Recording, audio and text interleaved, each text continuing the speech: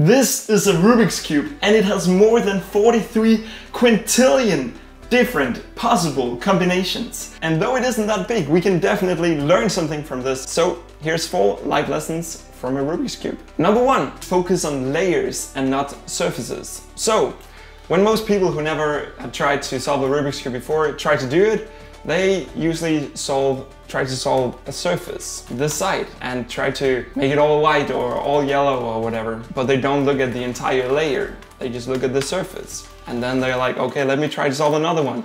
And then they mess it up because it's just surfaces they try to fix, they don't fix layers. And the same thing goes for life. If we just try to fix the surfaces and don't focus on the layers, it's gonna go all wrong. And also when we meet people, if we just focus on the surfaces and not the layers of the person, we're gonna judge them pretty hard.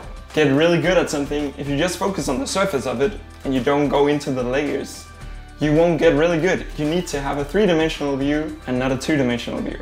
Okay, so now the second lesson. If you've never solved one of these Rubik's Cubes before, it might seem pretty impossible to solve it. You have tried and it just doesn't work. But there's methods for it. And these methods, they work all the time. Like no matter which one of these 44 quintillion different combinations, you can follow the same method, the same algorithm, and you will get the same result. You will get a perfectly solved Rubik's Cube. And the same goes for so many different things in life. Like I don't have my own business yet, but if you want to build a business, there's methods.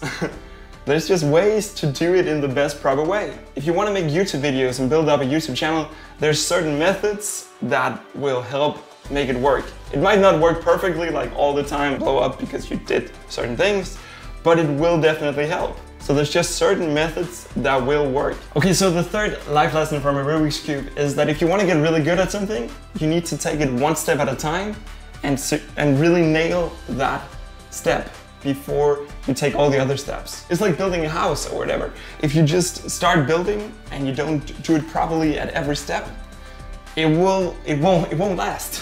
I've had the chance to teach some different people how to solve the Rubik's Cube, and it was a lot about like I show 1 or 2 moves and then they do those 2 moves and then I scramble those 2 moves away so they can redo them and again and until they can do it, and then we can add on and then they can practice the whole thing. And I guess again that goes for a lot of things in life. If we just try to build something up way quickly, it won't last. But if we try to take one step at a time, we get really good at every step. We nail it, then we can continue and we will be able to do it again and again and again. So repetition and patience are just key if you want to learn this, and I guess also if you want to succeed in life. So the fourth and last life lesson from a Rubik's Cube is that almost every method has a limit. Like you can get really fast at a certain method. So when you want to learn how to solve a Rubik's Cube, there's a basic method and there's even more advanced methods to come that you can do if you want to go faster and faster and faster. And of course these other more advanced methods, they require more of you, you need to remember more. But they will also make you able to do it even faster, more efficiently. And the same thing goes for many things in life. If we just do the same thing, again, there's a certain limit to how good you can get at it. Okay, let's say you want to get really fit, really strong, but your method is to do certain types of workout and you do it with the same amount of weight, you do it the same amount of time, then there will be a limit to how big you can get. But if you change that and you say, okay, let me learn a new method because now I kind of like succeeded doing this method, now I need to do the faster one. Then you will improve, you will see progress. Okay, now I would be really happy if you were to watch this video. Thank you so much, and subscribe if you want to.